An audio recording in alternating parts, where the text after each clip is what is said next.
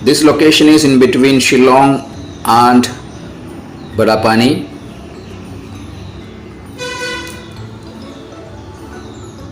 This is the actual gut section of this Meghalaya plateau, and the road is zigzag and single line. You have to be very careful while driving through these roads. During monsoon time it will be more slippery. We started our journey from Shillong around 7:30 in the morning.